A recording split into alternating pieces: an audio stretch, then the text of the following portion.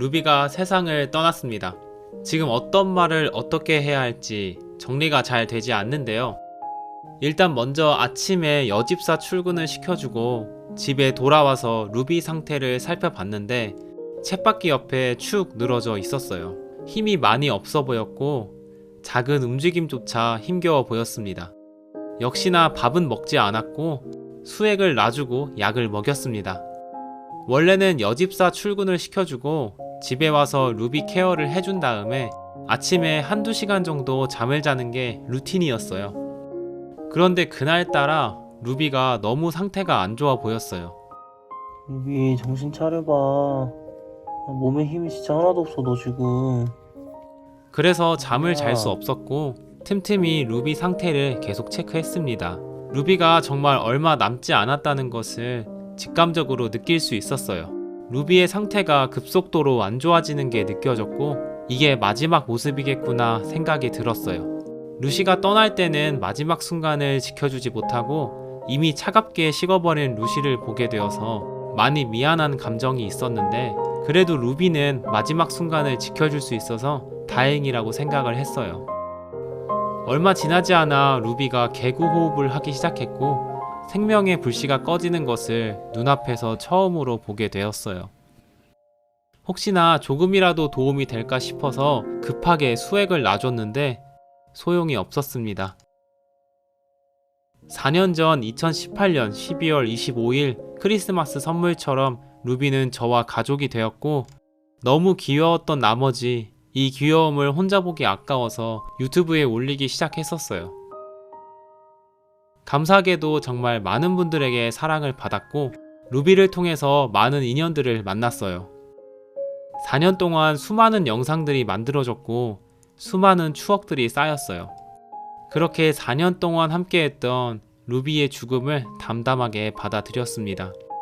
그래도 한 가지 바람이 있었다면 2023년 새해는 같이 맞이하고 싶었어요. 하지만 새해를 이틀 앞둔 12월 30일 오후 12시 30분에 루비는 세상을 떠났습니다.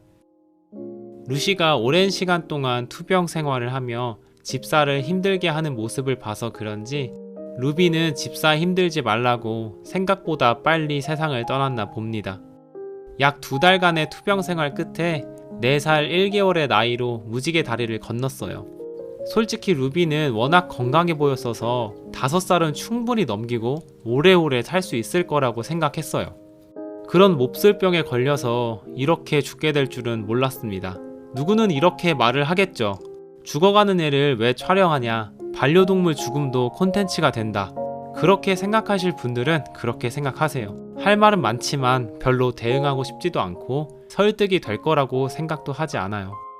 한 가지만 말씀드리자면 루비가 저의 반려동물이기도 하지만 루비를 좋아해 주시는 수만 명의 랜선 집사님들도 계십니다. 루비 소식을 알리는 것도 저의 의무 중에 하나라고 생각을 해요. 아무튼 루시 때와 마찬가지로 불편한 자세로 몸이 굳어버리지 않게 루비를 편안한 자세로 포치에 넣어놨어요. 그리고 장례를 진행했습니다. 원래 여집사는 회사에 있는 시간이라 함께 장례를 하지 못했을 텐데 연말이라고 회사에서 일찍 퇴근시켜줘서 다행히 장례를 함께 진행할 수 있었어요. 루비의 장례 절차는 잘 마무리했고 화장을 한 후에 뼈가루는 이렇게 분골함에 보관하고 있어요. 근데 루비가 확실히 골격이 컸나봐요. 장례식장 직원분이 하시는 말씀이 이렇게 뼈가루가 많이 나온 적이 없었다고 해요. 거의 2배 이상의 양이 나왔다고 합니다. 루비가 결코 살찐 되슴도치가 아니라 그냥 골격이 커서 체중이 많이 나왔던 거였어요.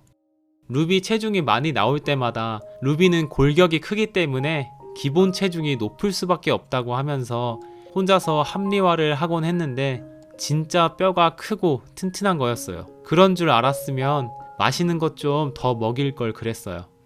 아무튼 루비는 화장이 되었고 루비를 지독하게 괴롭히던 악성 종양은 깨끗하게 없애버렸습니다. 루비도 루시처럼 이제 더 이상 아프지 않을 거예요.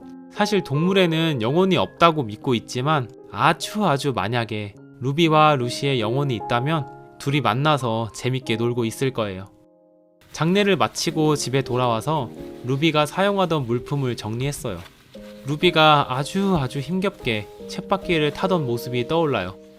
그게 루비가 쳇바퀴를 타는 마지막 모습일 줄은 몰랐어요. 이 천베딩은 원래 바닥에 깔아놓고 이렇게 포치를 두면 루비가 포치 안에서 휴식을 취해야 하는데 언제부터인가 베딩을 파고들어서 베딩 밑에서 휴식을 취하는 바람에 가지고 있던 포치는 무용지물이 되어 버렸죠. 루비가 혹시라도 먹지 않을까 싶어서 사료를 계속 넣어뒀었던 건데 역시 그대로 남아 있어요. 이건 전기 매트인데 추위에 약한 도치들을 위해서 이렇게 붙여놓고 겨울 내내 켜놓았어요.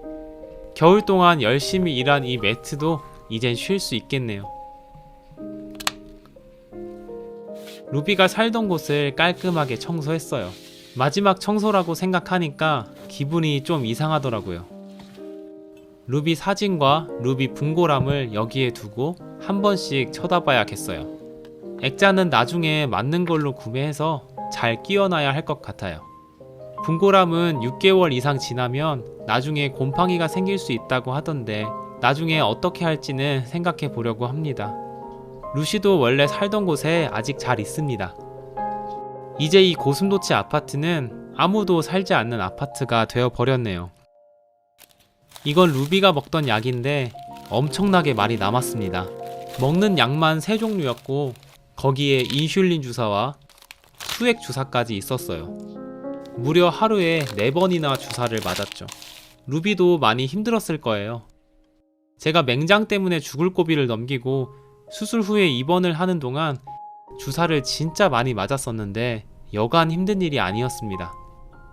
인슐린과 수액도 엄청 많이 남았네요. 새로 처방받은 인슐린은 한 번도 사용하지 못했어요. 수액은 일주일 정도밖에 못 줬네요. 거의 그대로 남아 있습니다. 루비 먹이려고 부숴놓은 사료도 많이 남아있고 아직 부수지 못한 사료도 이만큼 남아있어요. 이제 고슴도치 밥 준다고 힘들게 사료 부술 리는 없겠네요. 이렇게 루비와의 추억을 정리하면서 완전히 루비와 이별을 했습니다. 다시 만날 수 없는 이별은 단련이 안 되는 것 같아요. 언제나 힘들고 슬픈 것 같습니다. 그래도 생각보다는 괜찮았어요. 나름 담담하게 잘 이별한 것 같습니다. 2022년은 이별의 해였던 것 같아요. 무더운 여름이었던 8월에 루시가 먼저 곁을 떠났고